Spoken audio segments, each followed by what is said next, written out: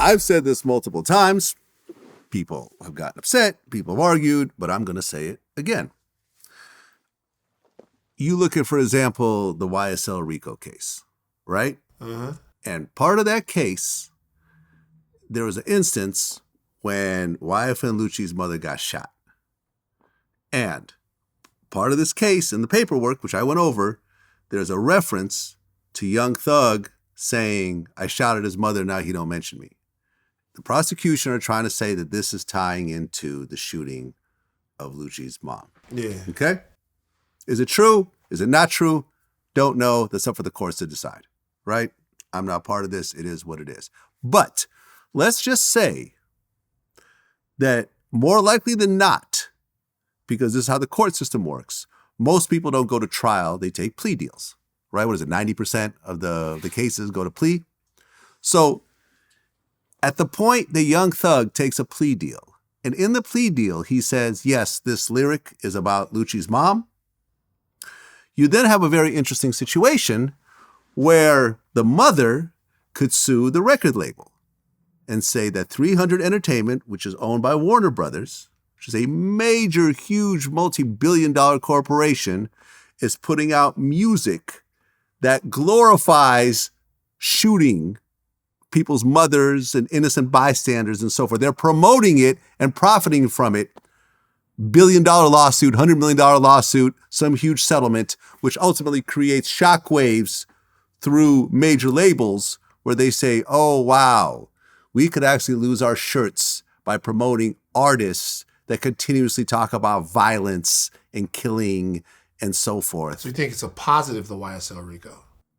Listen, I'm not going to say that, but what I'm saying is that could it potentially reverberate and affect how major label music has been put out and how ultimately reckless some of these major labels are with some of the artists that they sign and promote and push? Because listen, yes, an independent artist could get to a huge state and whatever else, but when you look at most of the music that's on the charts, you're going to need radio, you're going to need... It's usually the major labels that are behind every single one of these artists. Right. Name a totally independent artist that's always on the top of the charts and is always making the biggest impact in music. Right. I can't name one. Right.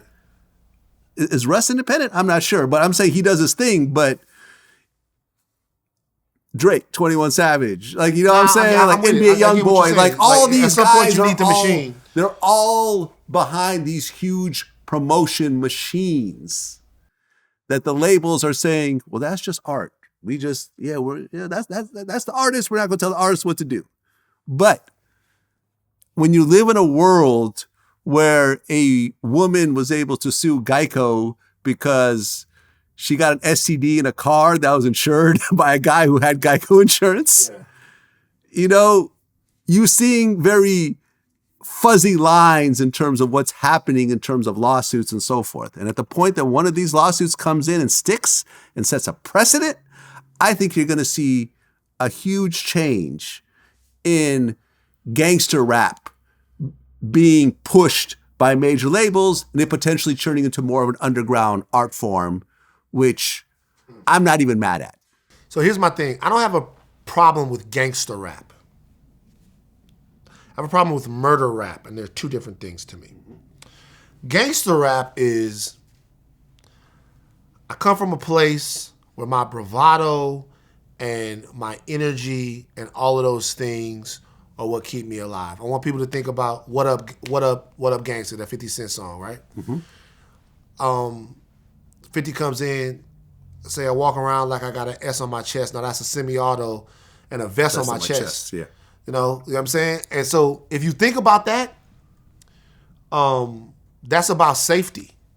What he's saying is people walk around like I got a semi-auto, try to say nothing the DA want me to say in court. You know what I'm saying? Like he's telling you I'm safe. Do you know what the next line is? What? Okay, they say I walk around like I got an S on my chest, that's a semi-auto, and a vest on my chest. I tried to say nothing the DA might play in court. Then he says, but I'll hunt. A duck. Yeah. Go ahead. I'll hunt a duck inward down like it's a sport. So he's actually talking about shooting. But listen though, But listen though. But here's black men. But I know. But In I that want you same to. lyric. But here's the deal though. Front on me, I'll cut you, gun butt you, But look, or bump you. but look. If you listen to what he's saying though, he's saying front on me. Like what I'm trying to say is this: is those records are oftentimes about the way black men in those situations see them. They feel like to be safe and to do what they do, you have to know that they will kill you. You have to know that they got a million people around them. You have to know that it's a bad move to fuck with me. That is them saying, hey, this is what means I'm the man where I'm from. And being a man where I'm from means I can go anywhere I want. I can be with any girl I want. I can do whatever I want. Now, in other neighborhoods, you don't have to do all of that to be safe. You can go everywhere you want. You can talk to any girl you want. But in our neighborhood, in order to do that, you got to have something with you. That is a difference in using a violent parable, if you will, to discuss what your experience is. Talk about what you would do, what guys from your hood do, what people around you do. It's a difference between that and saying, I killed this individual and there's nothing his family or his friends can do about it. When does that actually happen? When does someone actually name someone they've killed in a song? Have you ever heard Julio Fulio's Beatbox Challenge remix where somebody's saying, where's Corbin? Do you know who Corbin is? Do you know that Corbin is actually somebody? And I'm not trying to call out these guys at all. Do you know that?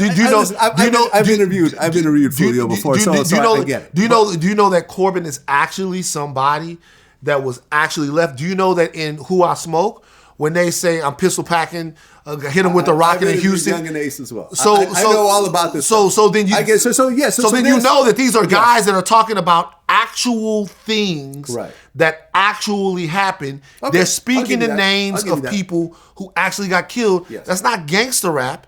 That is murder rap. It's like dead bitches. And exactly. And that's the kind of thing that you never, ever, ever get over. And it's a very specific thing that's happening in rap now. I'm not saying it never happened before.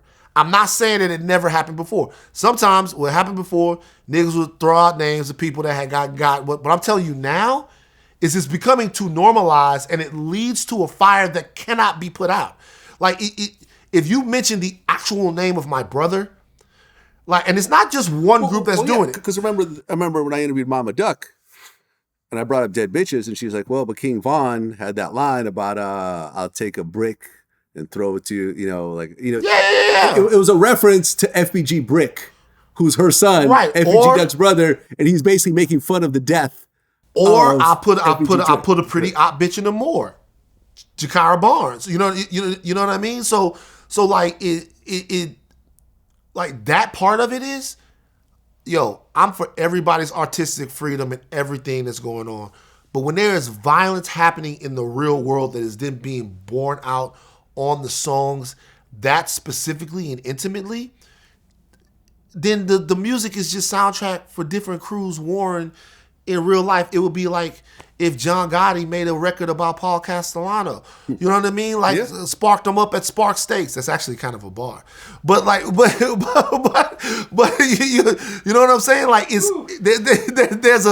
there's a line here about what can be. I don't know what you're supposed to do about it, but I mean, Jamaica made a law recently. They actually outlawed violent lyrics being played on the radio.